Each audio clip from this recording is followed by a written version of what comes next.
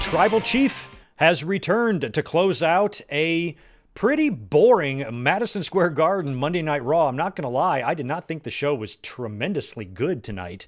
And it was headlined by, of course, the big steel cage match between Seth Rollins and CM Punk, which I was looking forward to, but we had laid it out before the show even started tonight exactly what was going to happen. We laid it out last week when the steel cage match was made in the watch-along. I said, that is where Roman Reigns will come back. And I think all of us were kind of in agreement that what's probably going to happen is that Rollins and Punk will either not have a finish, or after the match, Roman Reigns will come out and attack both guys, setting up what we believe will be the triple threat match at WrestleMania, because I don't really see what you do other than that.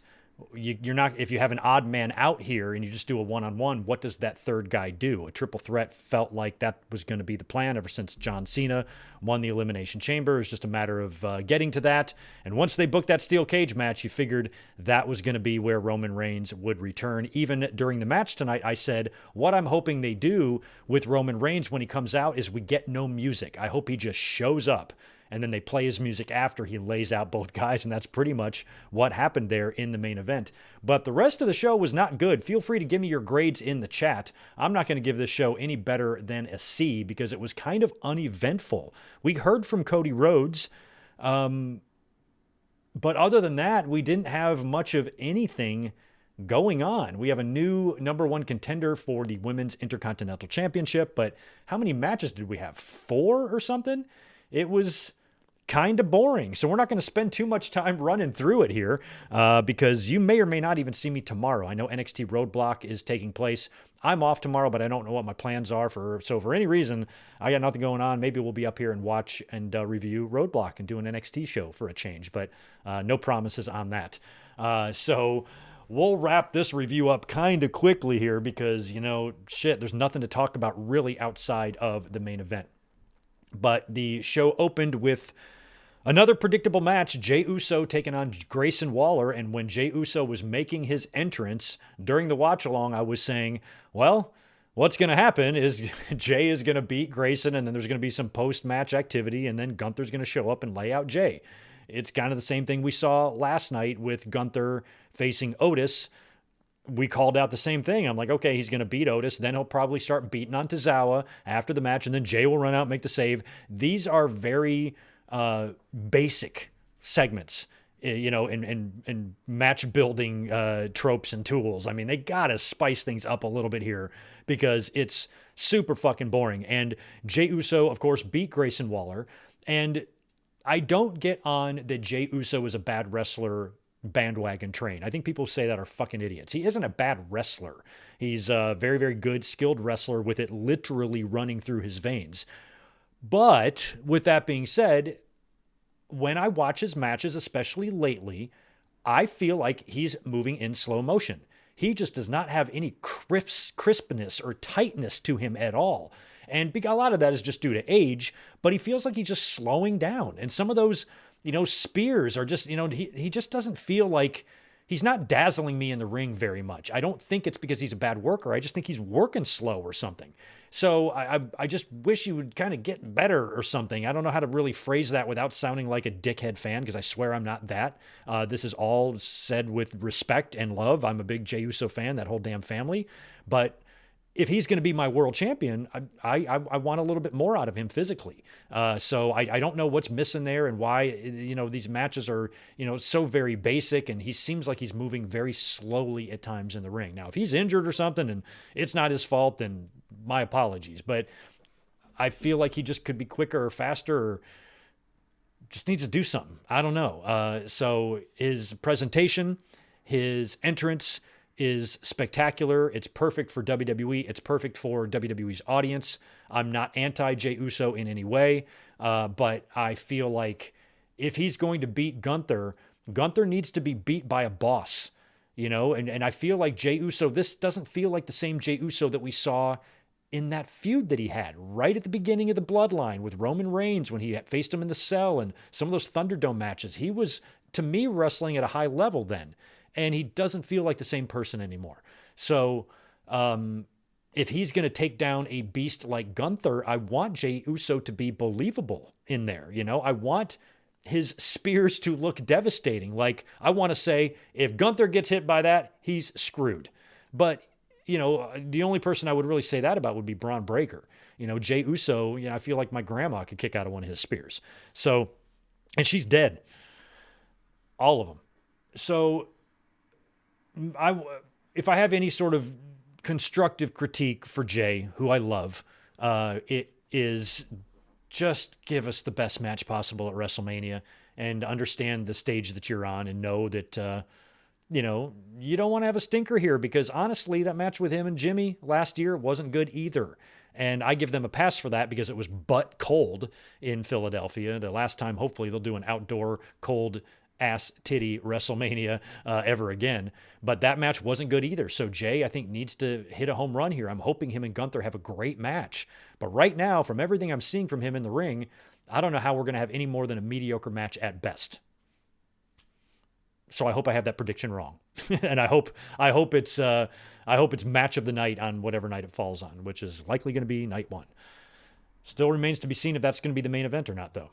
So I'm still defend Jey Uso. I don't say defend. I just say I don't have a problem with him winning the Rumble. A lot of people have a big problem with him winning the Rumble. I don't.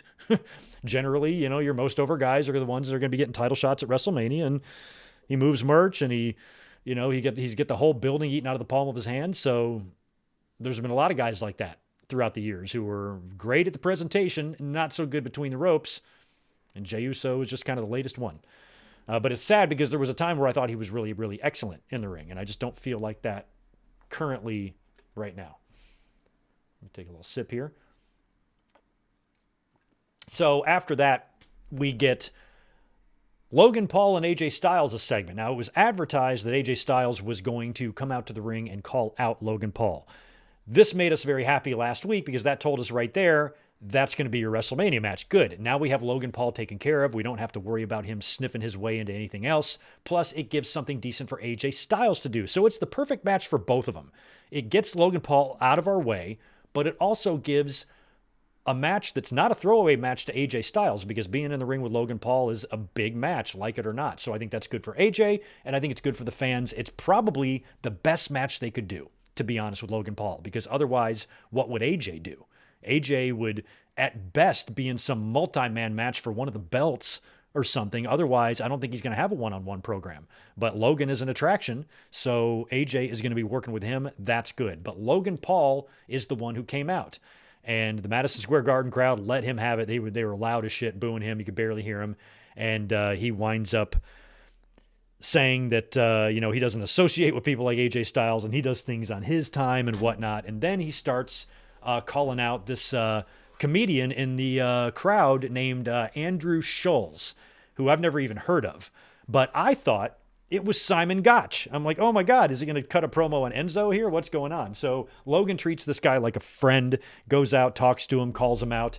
And then Andrew says that nobody in the arena came to see Logan Paul, kind of turns on him. And then Logan pulls the feller over the barricade and puts him in a front face lock. And then AJ Styles music plays. He comes out and runs off Logan Paul. Logan leaves all dejected. And AJ is like, I'm in the ring. Come on. Come do it. Come do it. Come do it. I forgot what he was saying to Logan. It was whatever Logan was saying in his promo. And AJ was like, it's your opportunity or whatever. And Logan walked away like a bitch. So it was a little celebration with AJ and the comedian. It was fine. Really, I had no issue with this segment because I'm just happy that I know what Logan Paul is going to do now. And he's just going to be in the ring with AJ. They're probably going to have a great match. But other than that, he's not going to be too much of a part of WrestleMania that would make it unlikable for me, So I'm happy with that. And the segment was pretty much nothing special. It wasn't giving us any oohs and ahs. We need a couple of those other WrestleMania matches that you're really kind of interested in. Because even the triple threat, how good is that going to be really? So, and it might not be the only one we get, because we might get one with the women as well, based on what we saw tonight. They showed highlights of a cage match from 50 years ago, 1975, Bruno Sammartino and Ivan Koloff hyping up the Punk and Rollins match later. They would later on show footage of Randy Savage and Ted DiBiase from 1988, shortly after WrestleMania 4. Then we get the Tornado tag team match between the LWO, Dragon Lee, and Rey Mysterio, and the New Day. And this was fine, but they advertised it last week. I didn't really care too much about it. Plus, I think the New Day is just treading water until WrestleMania, because I believe that if Big E doesn't come back and surprise us with some major return that WWE has been keeping under wraps, barring something like that happening, I feel like the New Day is going to win the tag team titles at WrestleMania. So between now and then, they're just going to do a bunch of stupid shit until on TV, they come into contact with the War Raiders somehow, and then there is a match that's made, or there is maybe, since they got this victory tonight, they do like a number one contenders match next week between New Day and another team, and New Day wins, and now they're going into WrestleMania to face the War Raiders. Or they do a big four-way tag, and New Day wins it that way. Either way, I feel like New Day should be in a tag team championship match, regardless of how many teams are in it, at WrestleMania, and win the tag team titles. Because what else do you do with them? A heel team. You got to win the titles. You need to. They need to be champions. So they were in a tornado tag match first against Rey and Dragon Lee. A hooded figure in a lucha mask shows up to attack the LWO and allow New Day to get the victory. And at first I'm like, oh my God, is that Rey Fenix? But we knew it wasn't. You got a good look at the mask. It was like red, white, and blue and had like American made on the lucha mask. Clearly Chad Gable. He then hopped over the barricade, ran off through the crowd. Later on, he was interviewed by the spectacularly gorgeous Kathy Kelly. You know that classic 1 to 10 hotness scale that all humans use? She's a 27. So she interviews Chad Gable and she goes, dude, we saw you out there in the lucha mask earlier on. We knew it was you. And he's like, no, it wasn't me. And then in the background, they show the dude in the lucha mask and a hoodie getting taken off by police or escorted out by security. So it's kind of a Blue Blazer thing. It's kind of a Mr. America thing. I think it can be fun with Chad Gable. He's going to be kind of doing the Mr. America gimmick, but with a lucha mask. So maybe he's Senior America. He's Senior America. That's what he should be. Senior America. I think I just came up with his name. Anybody from WWE watching? Senior America. So that was kind of funny. We'll see where all of that goes. Backstage, Judgment Day is there. There's still some weirdness going on there with Carlito. He talked about John Cena going heel. He goes, I just thought John Cena would always be a good guy like me. Pretty funny stuff. Dominic winds up getting Finn Balor an Intercontinental Championship match next week in Brussels, Belgium against Braun Breaker. So Dom got a big fat hug from Balor for that. And also, I think Liv pulled some strings for Raquel to face Bayley in an Intercontinental Championship number one contenders match later on in the night. Cody Rhodes then headed out to the ring. So I'm fine with them getting Cody on the show, but I don't think it was necessary. Cody had his response on SmackDown. We know we're not going to see John Cena until next week in Belgium. But Cody was out here one more time to kind of hype up that confrontation because both men are going to be under the same roof. So Cody talked about, having the honor of facing and beating his hero at his final WrestleMania, and he was intense and good. I really liked his promo on SmackDown. This one was fine, but I almost think Cody didn't need to be there, but shit. I mean, this was already kind of a boring show as it was. So having Cody out there, cutting a promo with the title and MSG, I can't complain about that. Speaking of MSG, WrestleVotes had a tweet up today that said, tonight was the first night since WrestleMania 20 that the WrestleMania 20 sign has hung, or a WrestleMania sign, has hung in Madison Square Garden. Because after WrestleMania 20, during WrestleMania season every year, that sign would hang. But I guess no Raws ever took place in Madison Square Garden during those months up until now. This is the first kind of pre-Mania Madison Square Garden in the sign hanging era since WrestleMania 20. Just an interesting tidbit there. It also should be noted before we get to the end here that Raw next week in Brussels, Belgium, is going to air live here in the United States. So Netflix has got the times for you. It's going to be airing at 3 p.m. on the East Coast, noon for me here on the West Coast. So I'm going to have to get up at noon to watch this. Now, Monday is my blood drawing days, so I have to go to the doctor, but I don't have to go until 2:30.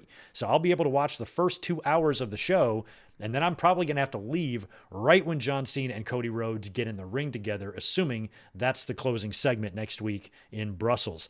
I might reschedule my appointment for the morning so I can maybe be home to watch that. I don't think we're going to do a watch along. Noon is just a little bit too early for me to be up here doing stuff like that.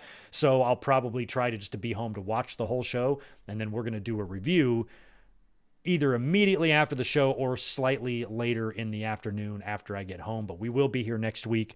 We're just going to have a different time of when we stream. So just keep a lookout for that. I'll post a link soon once I work out my schedule. But keep that in mind for next week.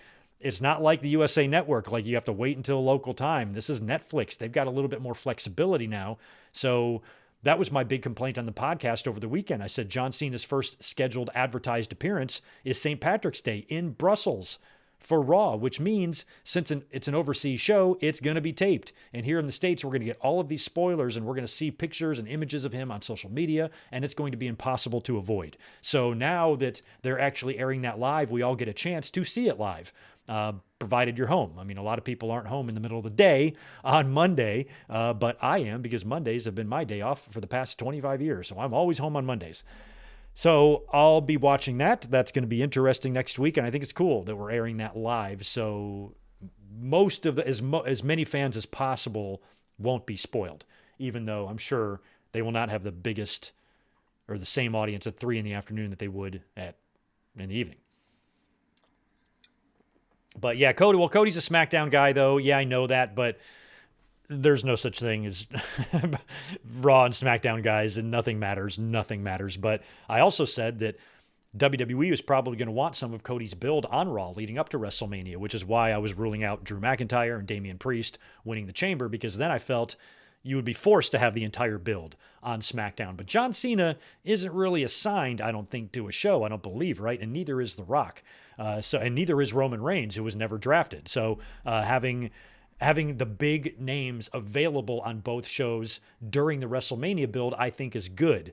But explaining why all that is possible is always sometimes not so good. But I knew Cody they were going to want him on Raw for the build. Up next, we had Raquel Rodriguez versus Bayley. Raquel got the win here with a lot of help from Judgment Day, who jumped up and distracted both Liv and Dom on both sides. And that allowed Raquel to get a hold of Bayley, slam her on the table, and then when Bayley beat the count back in, Raquel nailed her with her lariat or big boot or whatever it was, pinned Bayley for the win, and she will face Lyra Valkyria now, I guess next week. And same goes for the women, Chelsea and Lyra. I don't know what they're going to do at WrestleMania. I'm not convinced they're going to defend their titles at WrestleMania. I was kind of thinking Becky Lynch would come back and challenge Lyra, but I don't think that's going to happen now. I feel like Becky Lynch will come back the night after WrestleMania on Monday Night Raw, or she will come back at WrestleMania. What I would like to see is for Becky Lynch to show up after, say, Charlotte beats Tiffany for the championship and then shows up and confronts her. But then that would make Tiffany look pretty bad. I don't know. But Becky could return straight up at the pay-per-view, but also the night after on Raw would be acceptable. That would be the same for Aleister Black, in my opinion. Let's see. We had an Io Sky interview next. She was interviewed by Michael Cole, and she thanked everybody for the opportunity and whatnot. And Bianca Belair came out, and they had a few words, and it didn't take long for Ripley to come out. We knew we were going to get all three of them here. I think Michael Cole was kind of asking Bianca, like, he brought up how everything went last week. She got shoved by Ripley. Then she shoved Ripley back, and that ultimately costed Ripley the match. And Cole said, do you think if you wouldn't have been out there last week that you'd be facing Io Sky? And that's when Ripley came out. She's pissed. She's demanding an explanation from Bianca, but she's like, you pushed me. And Ripley's like, why did you even need to be out there? So they're arguing. Io Sky tries to get in the middle of it, and Ripley just pie faces her back. She gets up And then Bianca does it to her. So they both just shove her down, made her look horribly bad. But then she came back and bitch slapped both of them. She got a really good win on Bianca. But I didn't really like the way both of them just shoved it to the ground with one hand. The world champion. It reminded me of the Dusty Rhodes and Stephanie thing. It was Dusty like put his hand in her face, right? And then she slapped it away. It really pissed Stephanie off. So it kind of reminded me of that. But luckily, Io was able to get up and smack the both of them, which I liked. There we go. My chat kind of froze for a second there. Is making sure we're good. Yeah, we good. But yeah, they should have treated Io Sky a little bit better there. And that left us just with the main event. So yeah, looking back, I guess we are looking at 1, 2, 3, 4. 4 matches is all we had on this 2.5 hour show. And a lot of filler and a lot of stuff in the segments between, the Cody stuff and the Logan Paul and AJ stuff and all that nonsense. And it was time for the main event, CM Punk versus Seth Rollins. We are 24 hours removed from Kyle Fletcher and Will Ospreay, which is one of the best cage matches I've ever seen in my 47-year life. So we knew these two guys weren't going to be doing Spanish flies onto broken glass and sticking screwdrivers up their ass and all that stuff. We knew we weren't going to see that. We didn't need to. Got that last night. And the match started off pretty slow for me. That cage, AEW's cage just looks better. It's stiffer. It's better looking. It's a little bit more believable as a demonic structure, where WWE's looks half plastic. And the match kind of was a little boring for me for the first 10 minutes. But I also knew that the two would turn it up. And I knew that what makes people like Rollins and Punk pros is that they can captivate the audience and keep them on the edge of their seats without having to do Spanish flies from the top and bleeding 9 pints of blood into the middle of the ring. They have the ability to do that. I can appreciate both, forms and both styles. I loved Kyle Fletcher and Ospreay murdering each other last night. And I also appreciate Punk and Rollins being able to get 20,000 people in Madison Square Garden to chant "This is awesome" without really doing a whole lot. They even just had a superplex disguised as a top of the cage spot when both guys climbed up there. I thought this was brilliant. These guys aren't going to take some stupid bump. Punk is getting older. Rollins has got a bad back. Don't risk your lives over something stupid, over a stupid bump. So when they were up there, I knew that they weren't going to both go flying off that thing through a table or anything. So what they did instead was Rollins kind of slid down or fell off, landed on the top rope. Punk is kind of hung up on the top of the cage there, so Rollins just grabs him in suplex position, and all he did was give him a superplex, but the announcer sold it like it was a superplex off the top of the cage. It was just a superplex. Punk might have gotten a little bit more height since he was already on top of the cage as opposed to being lifted up back, but was it really that much more of a bump than just a standard superplex? And a standard superplex is an impressive move. Brett and Owen kind of had a similar bump at SummerSlam 94. That was really just a superplex. I don't think that Brett was any higher than the top rope. He wasn't on the blue rungs. He was just on the top rope, and Owen was more at the top. So it was really just a superplex, but it was disguised as some, amazing top of the cage bump. So I like that. I like that they don't have to kill themselves. And it was at the end when it really got good, because these guys just started kicking out of everything. And again, we talked about this last night in AEW because we knew there would be discourse about the amount of blood and the amount of kickouts. And whenever AEW does that, it really fans like to sound smart. And so they say things like that's too many kickouts, or they like to judge or whatever. I like all that stuff. And as long as you're not doing it in every single match, and we don't have 20 finisher kickouts literally in every match you see, when the time comes and you have a match like this that's driven by so much hatred, these guys hate each other. And that is what is inside of them. That's their refusal to die. They cannot lose to the other. So when Punk hit, I think, 3 GTSs and Rollins kicked out of all of them, Rollins hit at least 2 stomps and Punk kicked out of that. Rollins hit a GTS that Punk kicked out of. Punk hit a stomp that Rollins kicked out of. They were hitting each other's shit on each other, and there was kick out after kick out after kick out. And last night we were seeing that. Kenny kicked out, and then kicked out at 1. I was kind of hoping that one of these two guys would kick out at 1, just fueled by nothing but pure hatred for the other. And so those type of things, I don't worry too much about how it looks, or if it doesn't look real or believable. It's pro wrestling. None of this shit is supposed to be believable. So I don't mind that. I liked it. That was kind of what got the match good at the end and got the crowd woken up, was that. Then you hear the "this is awesome" chants. Now they're clapping. Now they're engaged. And much like Fletcher and Ospreay last night, where Fletcher was calling for it, "I hate you, motherfucker," and then Ospreay just hidden bladed his head into the fucking fourth row. Tremendous. Rollins did something similar. "You want it from me? Come take it. Come take it." The door is open because it's an escape the cage rule, which I hate. The door is open and Punk is standing there. He can win, but Rollins is calling him back in. "I hate you. Come take it from me." Whatever he said, Punk comes back in and Rollins is able to get a hold of him and hits him with maybe the pedigree or something. And then Punk kicks out again. And then finally, I think it's Rollins who is kind of backed up. The door is open. He's got his back. Rollins has his back to the door and he's laying on the ground or on the mat with like laying up against the bottom rope. And I said earlier on in the night, I'm like, when Roman Reigns comes out, I don't want to hear his music. I think he should just run out there and then attack and then have his music play at the end. And as the camera is focused on Seth leaning up against the bottom rope with the door right there, you hear the crowd stirring. I'm like, here he comes, here he comes. Out of nowhere comes Roman. He grabs Rollins by the neck and he just yanks him back through the door, winning the match for him. Rollins defeats CM Punk by escaping the cage because Roman just drug him out. And then he beats the hell out of Rollins on the outside, hits Rollins with a stomp. And then I didn't even see Paul Heyman out there. I thought Roman was by himself. And then the camera cuts to the ring and you've got Heyman consoling CM Punk. Roman sees this. He goes in there and he lays out Punk with a spear. And after slamming him up against the steel cage a couple of times and then spears him and destroys him. And just like we thought this last week, Roman's going to show up, beat the shit out of both of them, close the show with the, fade out to Roman. And that's going to be your triple threat. So I guess we'll probably get to that next week or something, or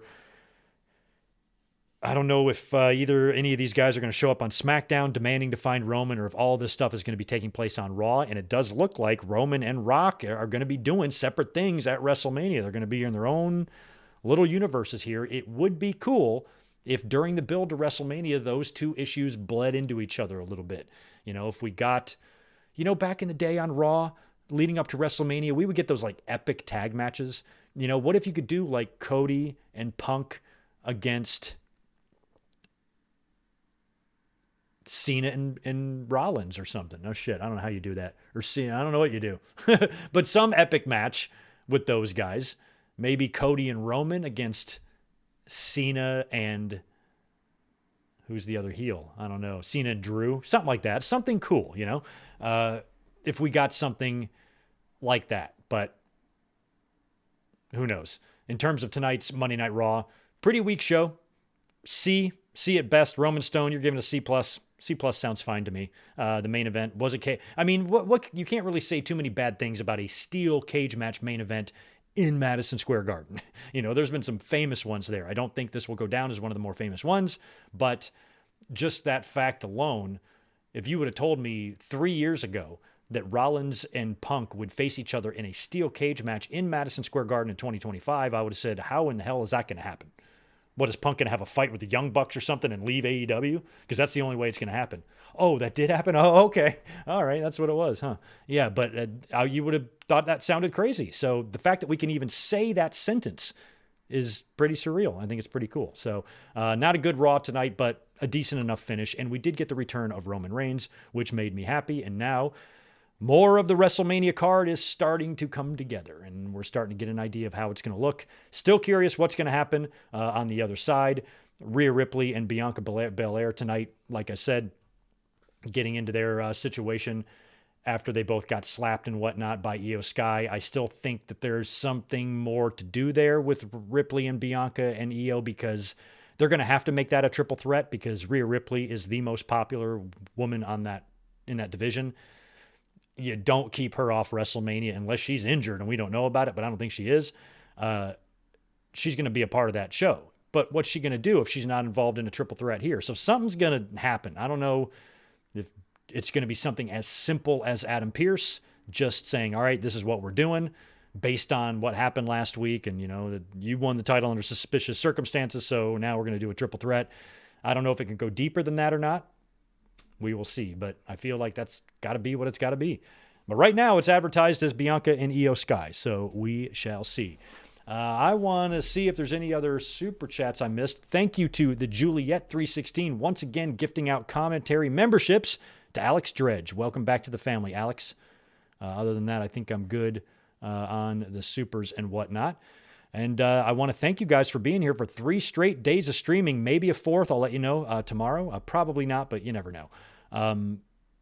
Keep a lookout for the WrestleMania shorts, 1 per day, leading to now and leading until between now, and WrestleMania 41. And make sure you stay subscribed. I will also be posting the WrestleMania 2 watch along for Sunday link probably tonight or tomorrow as well. So keep a lookout for all this stuff. Make sure you hit that thumbs up button on your way out the door. And I hope you have a great rest of your Monday night. I'll be catching you later this week. Thanks again for being here and hanging out with me, watching some Raw. Y'all have a good one. Peace.